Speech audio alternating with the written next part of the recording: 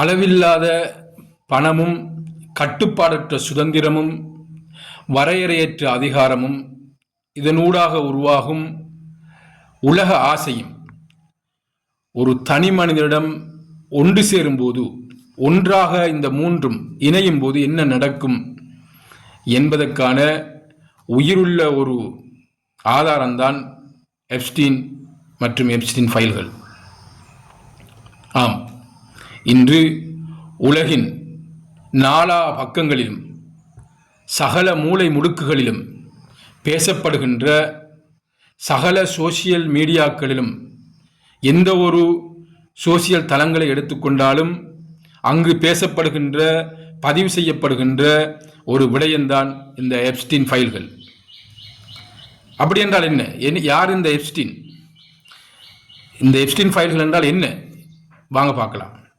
Epstein 1953 ஆண்டு ஜனவரி மாதம் 20ஆம் தேதி நியூயார்க் சிட்டியில் இவன் பிறக்கிறான். ஒரு சாதாரண ஒரு ஒர்க்கிங் ஃபேமிலி, அதாவது ஒரு மிடில் கிளாஸில் தான் இவர் இருக்கிறார். இவன் பின்னர் பல்கலைக்கழகம் ஒன்றுக்கு தெரிவாகி அந்த பல்கலைக்கழகம் பூர்த்தி செய்யப்படுவதற்கு முன்னாலே இவன் இடைவிலகுகின்றான். யூனிவர்சிட்டியிலிருந்து ட்ராப் அவுட் ஆகின்றார். ஆனாலும் ஏதோ ஒரு அடிப்படையில் இவர் அமெரிக்காவில் உள்ள டெல்டா என்ற ஒரு பாடசாலையில் கணித ஆசிரியராக இணைகின்றார். பின்னர் அங்கும் அவர் பணியிலிருந்து வெளியேற்றப்படுகின்றார். பின்னர் இவர் என்ன செய்கிறார் என்றால், ஒரு ஃபினான்சியல் முதலீட்டு ஆலோசகராக ஒரு நிறுவனத்தில் இணைகின்றார். பின்னர் அதனையே ஒரு நிறுவனமாகவும் இவர் சுயமாக ஆரம்பிக்கின்றார்.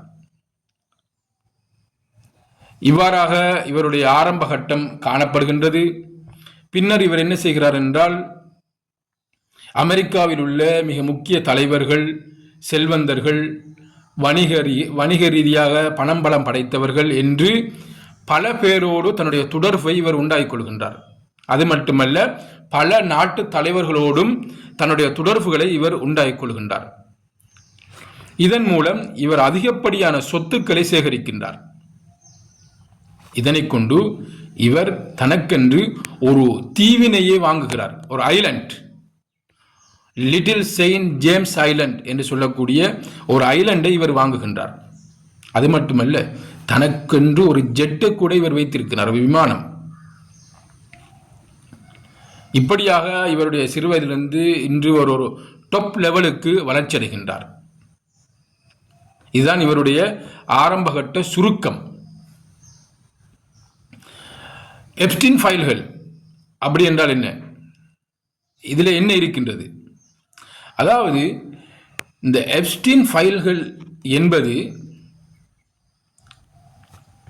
பல்வேறு குற்றச் செயல்களின் தொகுப்பு. அதாவது இந்த எப்ஸ்டீனால் கூட்டிணைக்கப்பட்ட பல தலைவர்கள், பல பிரமுகர்களின் அவர்கள் செய்த தவறுகள், அவர்கள் செய்த குற்றங்கள் அனைத்தையும் உள்ளடக்கிய ஒரு தொகுப்பு தான் இந்த எப்ஸ்டீன் ஃபைல்கள். கிட்டத்தட்ட 3 மில்லியன் மின்னஞ்சல் ஆவணங்கள் இதிலே உள்ளடக்கப்பட்டிருக்கின்றது. 2 லட்சத்துக்கு அதிகமான போட்டோஸ் மற்றும் வீடியோக்கள் இதிலே உள்ளடக்கப்பட்டிருக்கின்றது. அமெரிக்காவுடைய DOJ என்று சொல்லக்கூடிய நீதித்துறை மற்றும் FBI இணைந்து இந்த ஆவணங்களை வெளியிட்டிருக்கின்றன. இதிலே நீதிமன்ற ஆவணங்கள், சாட்சியங்கள், மின்னஞ்சல்கள், பறிமுதல் செய்யப்பட்ட பதிவுகள், விமான பயண பட்டியல்கள், ஃபிளைட் லாக்ஸ் என்று சொல்வார்கள், இவை அனைத்தும் உள்ளடங்கிய ஒரு தொகுப்புத்தான் இந்த எப்ஸ்டீன் ஃபைல்கள்.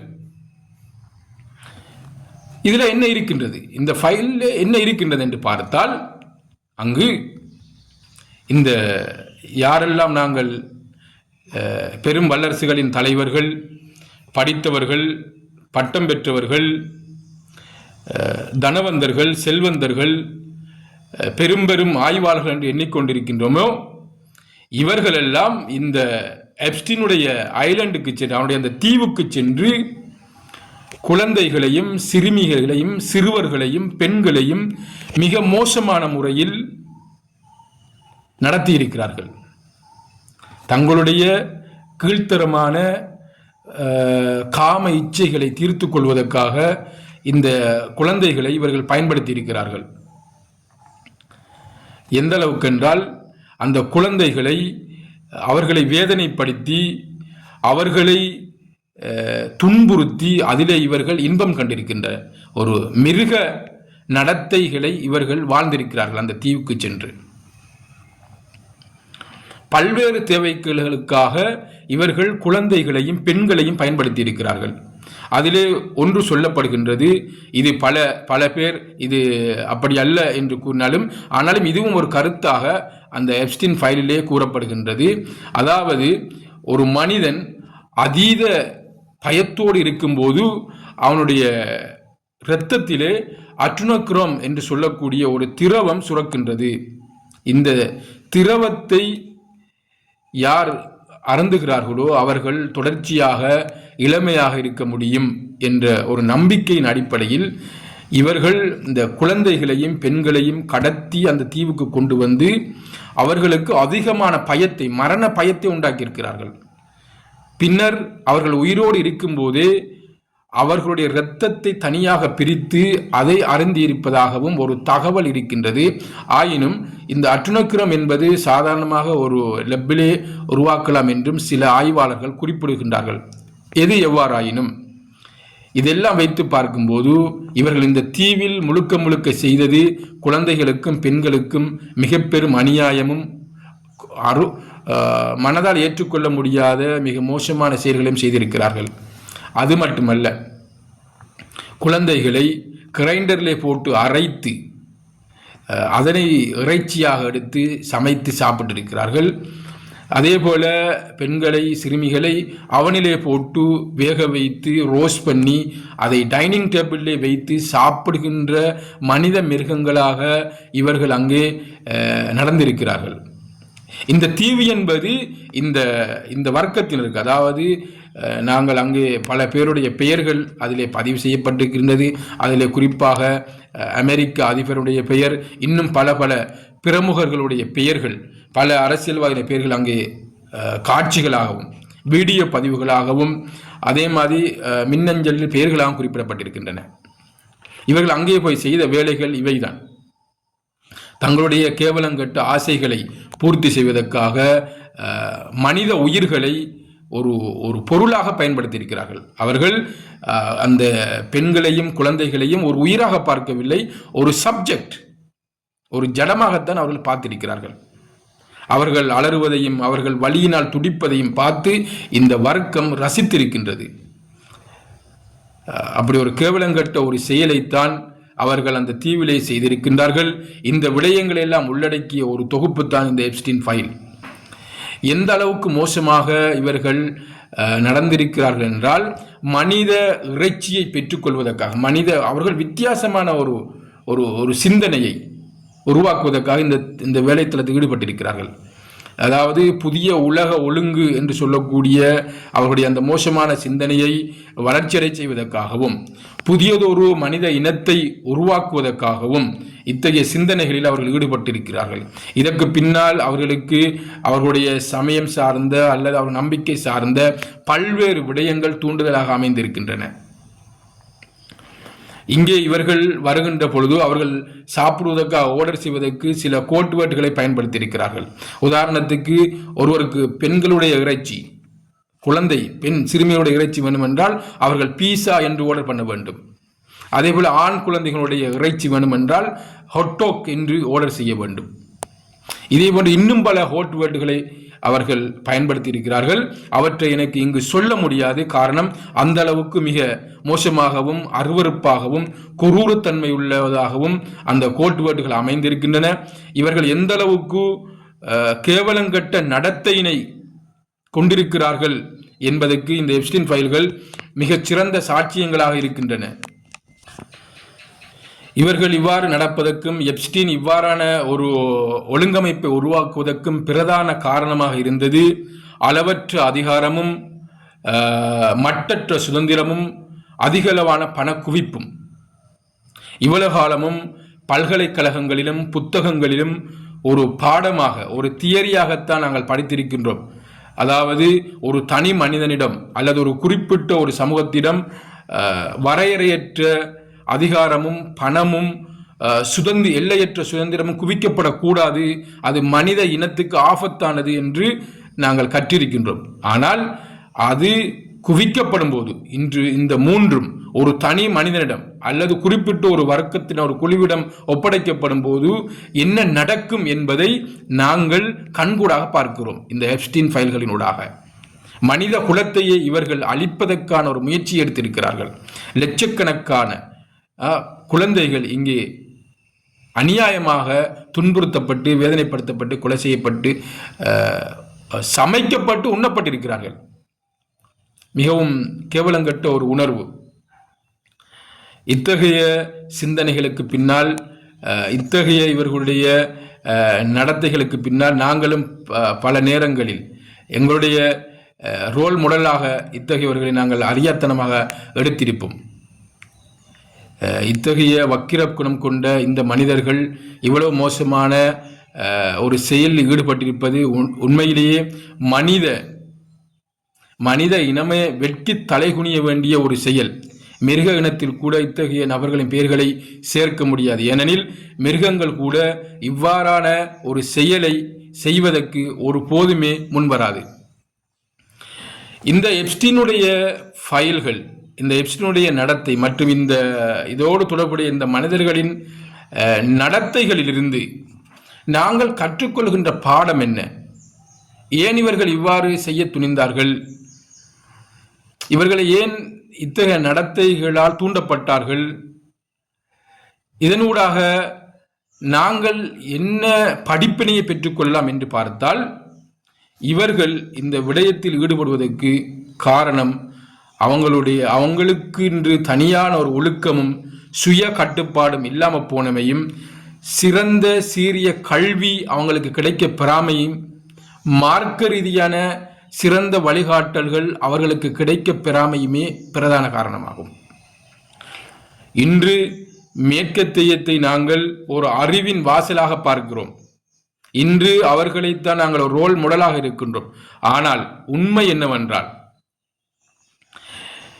மேற்கத்திய கலாச்சாரத்தில் இருக்கின்ற டெக்னாலஜி மற்றும் பொருளாதார வளர்ச்சி, இது ரெண்டையும் வேறாக்கிவிட்டு இந்த மேற்கத்திய சமூகத்தை நீங்கள் உற்று பாருங்கள்.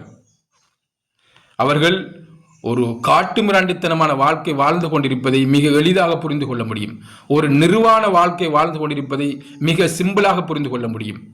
அவர்கள் தங்களுக்குரிய ஒரு கவராக இந்த டெக்னாலஜி கண்டுபிடிப்புகளையும் அதே போல இந்த தொழில்நுட்பங்களையும் இந்த பண பொருளாதாரத்தையுமே அவர்கள் தங்களை கவராக வைத்திருக்கிறார்கள். இதன் ஊடாகத்தான் அவர்கள் தங்களுடைய அனைத்து மோசமான செயல்களை மறைத்துக் கொள்கின்றார்கள். இன்று மேற்கத்தியத்தில் குடும்ப ஒழுங்கில்லை, சரியான குடும்ப அமைப்பு அங்கு கிடையாது, தனி மனிதனுடைய சுய கட்டுப்பாடு அங்கு கிடையாது.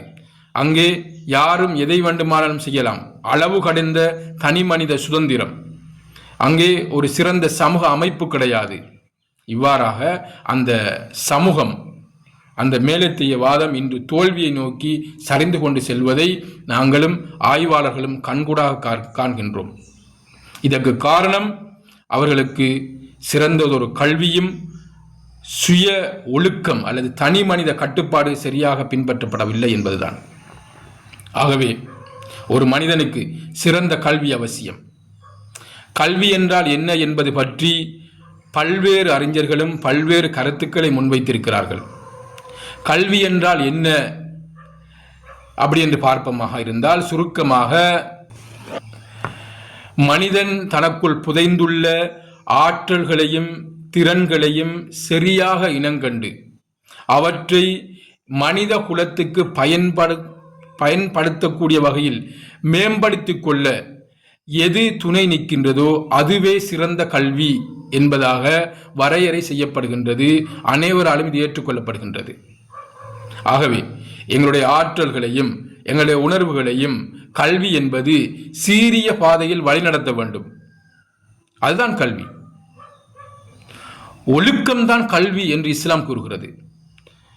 ஒழுக்கம் இல்லாதவன் விரும்பியதை செய்து கொள் என்று எங்கள் உயிரிலும் மேலான முஹம்மது நபி ஸல்லல்லாஹு அலைஹி வஸல்லம் அவர்கள் குறிப்பிட்டுள்ளார்கள். ஆகவே ஒழுக்கம் ஒரு மனிதனுக்கு மிக முக்கியம். ஒழுக்கமில்லாதவனிடம் நாங்கள் எதையுமே எதிர்பார்க்க முடியாது.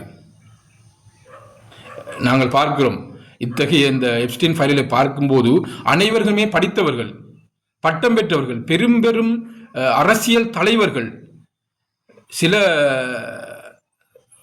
பெரும் ஆய்வாளர்கள் கூட இருக்கிறார்கள் இந்த ஃபைலிலே. ஆனாலும் அவர்கள் ஏன் இந்த செயலை செய்தார்கள்?